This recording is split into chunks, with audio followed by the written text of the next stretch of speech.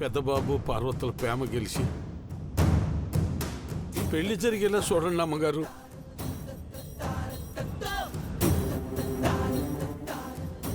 మీకు ఏల దండాలు. రాశావా? రాశానయ్యా. ఇట్లు మీ డ్రైవరు మేగోటి హనుమంతు. పూర్తయినదయ్యా. అయ్యా, నువ్వు అక్క బతుకు బుక్కిపాలు చేస్తావు అనుకున్నాను, కానీ అక్క జీవితాన్ని నిలబెడతావు అనుకోలేదయ్యా. ఆ ఉత్తరం ఇటియ్యి.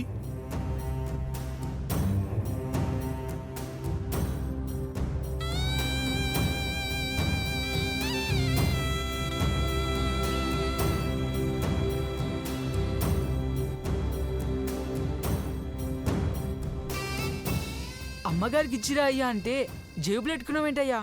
పోలీసు వాళ్ళు వచ్చి నాకు జేబులు ఎత్తుకుతారు కదరా.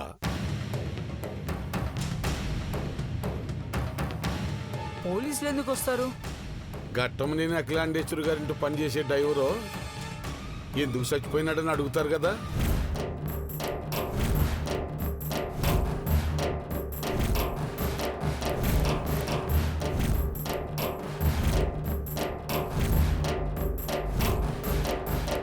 నా శవాన్ని అట్టుకెళ్ళేటప్పుడు ఈ ఉత్తరం బయటపడతాది. ఆనకి మిమ్మల్ని ఇంట్లో నుంచి బయటపడేస్తారో, కోడలని దగ్గరికి తీసుకుంటారో మీ జాతకాల మీద ఆధారపడి ఉంటుంది. ఏంటయ్యా అలా మాట్లాడుతున్నావు? అయ్యా, అవునమ్మా, మొన్నేమో ఏడు నుండి యాడికైనా దూరంగా తీసుకుపోయా అన్నావు. ఇప్పుడేమో యాడికి పోను, ఈ ఇంట్లోనే ఉంటాను అంటావు.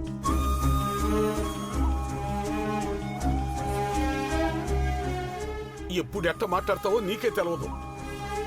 భయంతో చచ్చిపోవటం కన్నా బాధతో చచ్చిపోవటం నయం అనిపిస్తుంది. అమ్మగారికి మాట చెప్పండి.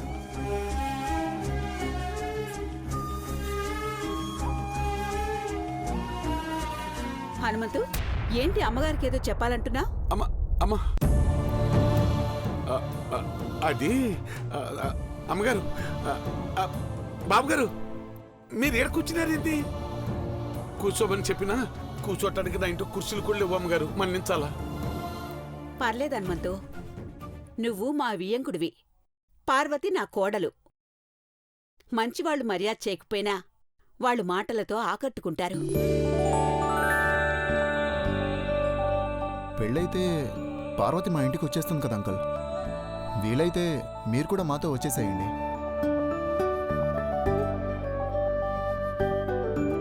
ఆ మాటలు నర్సు ఆలుబాబు గారు.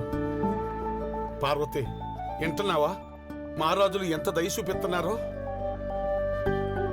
మా ఇంటికి వస్తే పార్వతికి అమ్మ అన్ని విషయాలు నేర్పిస్తుంది అంకుల్, మీరేమనకండి. చూసావా హనుమంతు, అప్పుడే పార్వతిని వెనకేసుకొస్తున్నాడు.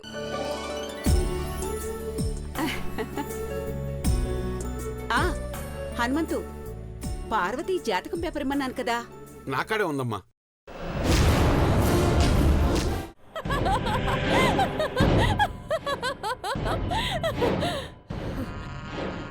ఆనందం ఎక్కువయ్యి నవ్వు వస్తుందంటే నిజమే. 20 ఏళ్ల నుండి ప్రతీకారం తీర్చుకోవాలని కళ్ళు కాయలు కాచేలా చూశాం. ఇప్పుడు మన కల పండింది చంద్రముఖి. దేవాను పెళ్లి చేసుకుంటే ఘట్టమనేని కంచుకోట మనవశం అవుతుందంటీ. పెళ్లి కాకపోతే లెక్కలేనన్ని ఆస్తులు మనవశమవుతాయి. ఆస్తులు పోయినా పస్తులుంటాం అంకుల్, కానీ తల్లిదండ్రుల్ని బలికొన్న ఈ కుటుంబాన్ని సర్వనాశనం చెయ్యాలి. దేవాని కూడా. దేవాను సొంతం చేసుకున్నాక ఒక్కొక్కరిని బలిపీఠం ఎక్కిస్తాను. ప్రతిదీ ప్రమాదంగానే చిత్రీకరిస్తానంటీ. ముందు ఈ అవకాశాన్ని సద్వినియోగం చేసుకోవాలి చంద్రముఖి. మీరు వినియోగదారులైతే మరి నా సంగతేంటి?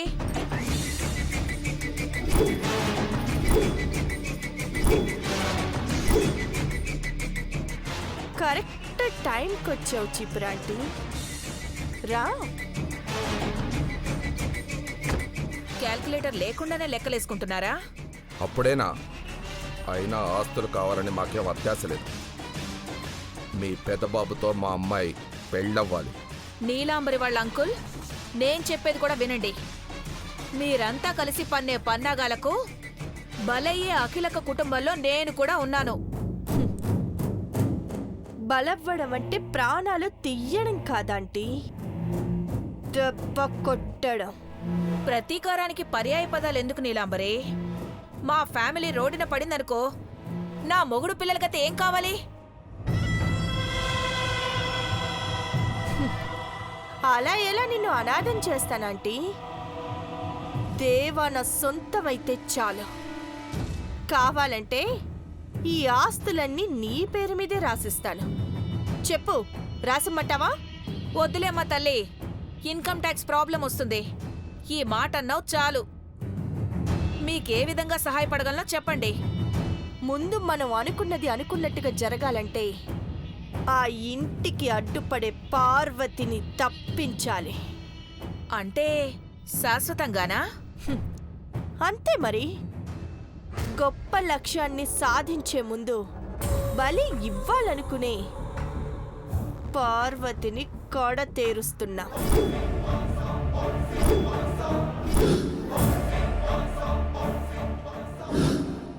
ఈ ప్రాసెస్ అంతా జరిగేలోపు నువ్వు తీసుకొచ్చిన సర్టిఫికెట్స్ అన్ని డూప్లికేట్ అని తెలిస్తే అఖిలక్క నిన్ను బలి తీసుకుంటుంది నీలాంబరి.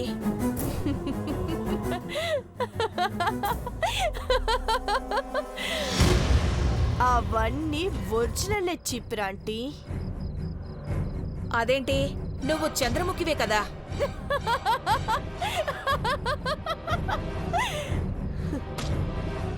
నీలాంబరి అనే పేరు రూపం ఉన్న అమ్మాయిని శాశ్వతంగా తప్పించే ఆ రూపాన్ని ఇలా మార్చుకొనొచ్చాను. సర్టిఫికెట్స్ కూడా స్వర్గీయ నీలాంబరివే. హ, నేనే చంద్రముఖి అని చెప్పేదాకా నన్ను ఎవ్వరూ గుర్తుపట్టలేరు.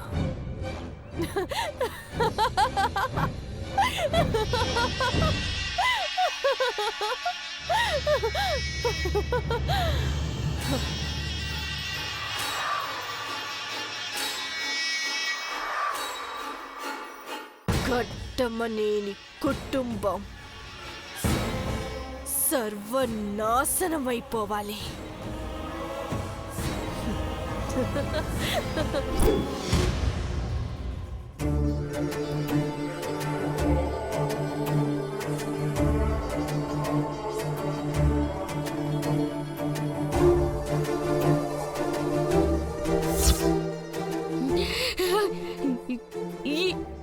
ఈడున్నది నీలాంబరి కాదమ్మ గారు, చంద్రముఖి.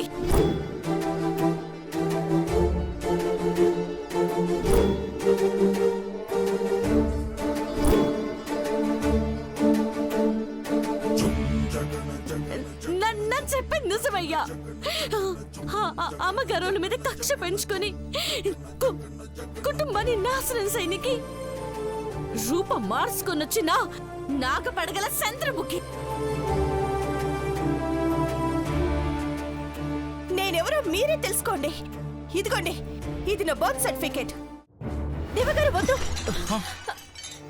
నీలాంబరి, కోప్పడకండి. అంటే ఈ పాలు తాగితే దేవ ఆరోగ్యానికి ప్రమాదం.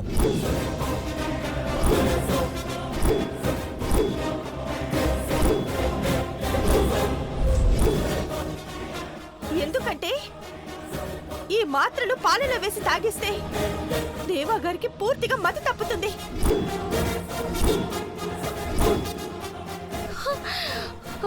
అమ్మగారు, మీరిచ్చిన మాత్రలే పాలలో కలిపినాను.